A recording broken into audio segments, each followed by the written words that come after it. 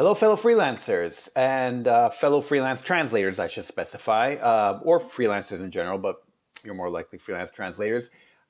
Today, I am talking to you about the presentation that I'm going to be making. As I mentioned in my improvised video that I did over the weekend, that I recorded live, I am going to be making a presentation for CATI, which is the Carolina Association of Translators and Interpreters, for their annual conference. And so I wanted to go over the presentation with you guys, kind of to get your feedback. But then I thought I was going to go over the actual presentation that I'm doing there, but then I figured I shouldn't. It's not fair, really. The material that I have there should be fresh for that conference.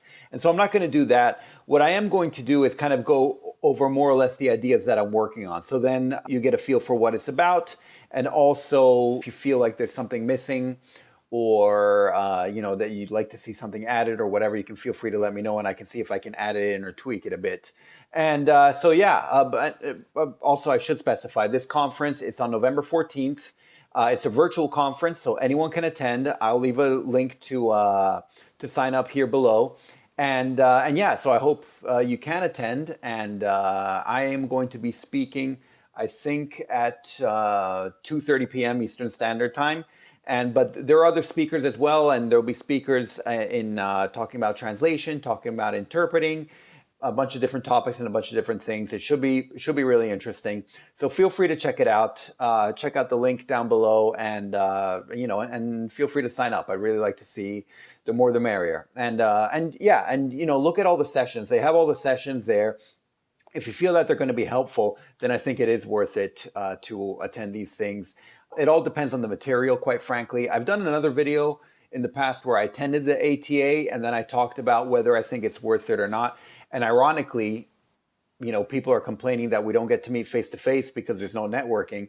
Ironically, that was a thing that I said I didn't think was all that worth it for these meetings, because you're networking with people who are in your same shoes rather than, potential clients and stuff. So since it's virtual, you actually still get the benefit of getting the knowledge of things that could be interesting, that could help you out for your career. And there are still some ways to network, and I've touched upon it in the past, and I know I have it in my course, How to Network While Online, and it's one of the things I'm going to cover in my talk as well. So anyway, let me get started. What my talk is going to be is called Freelance Translators. You can translate, but can you freelance? And it'll discuss the fact that we are freelancers, we're working online. The industry was already going in that direction, but now with COVID, we basically have to do everything online. We're all working from home, we're all working remotely, and we have to work with clients who are somewhere around the world. And so this changes various things. The first thing I'm going to talk about that it changes, and I'm going to go over resumes and how resumes are different now. They're treated differently, they're looked at differently, and so they should be made differently. You should work on them a bit differently. And no one really addresses this. When people tell you how to do a resume, they're still kind of assuming it's the same resume for the 9-to-5 job for the employee.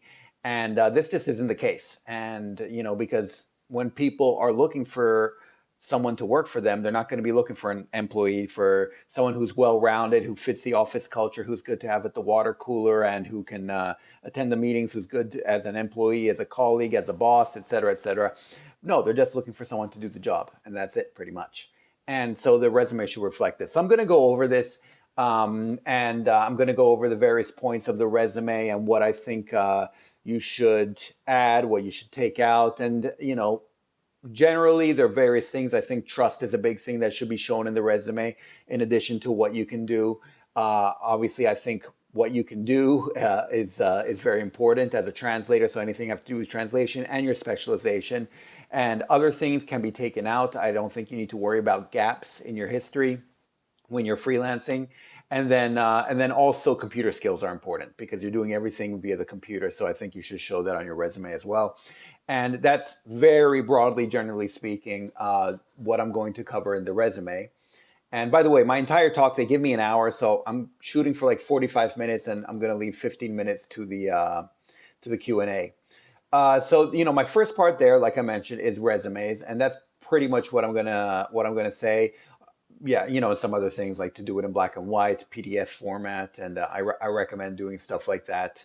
And what I'm going to do actually is take a real resume that I worked on, that I helped someone else out with, obviously changed all the names and everything so it's not identifiable, but kind of go through step by step why I recommend this, why I chose to do this, and through a real resume and show why I made it, because I tweaked the resume from what it was, but I made it in that format for a specific reason. And I'm going to go through that step by step. So that should be interesting, I think. And then what else do we have? Then the next thing that we talk about will be networking while working from home. And so this is a big one because obviously it's very hard to network. And so I'm going to talk about how to go about this. And there are various methods. I'm going to cover again if you've taken my course on networking, then it's the COVID update basically that I did.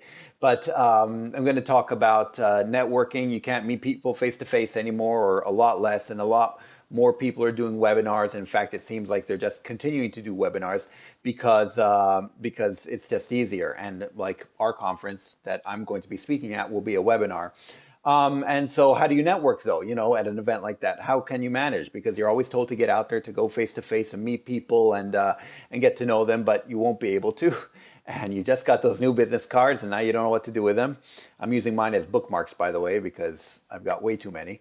But here I'm going to be talking about how I recommend doing this. And it has to do with, I think I've discussed it here in my videos as well, but it has to do with attending these webinars. You can't network, but join them anyway. Research the speaker, research the organizers, anyone whose name is kind of on the roster. Research them ahead of time, maybe on LinkedIn or something along those lines. And then, in terms of follow-up, I'm going to talk about after the speech to how to interact with them and say I enjoyed your talk, I enjoyed your speech, and try to bring up stuff with them there. Very often, depending on what your question was, you could ask it at LinkedIn later rather than during the webinar itself.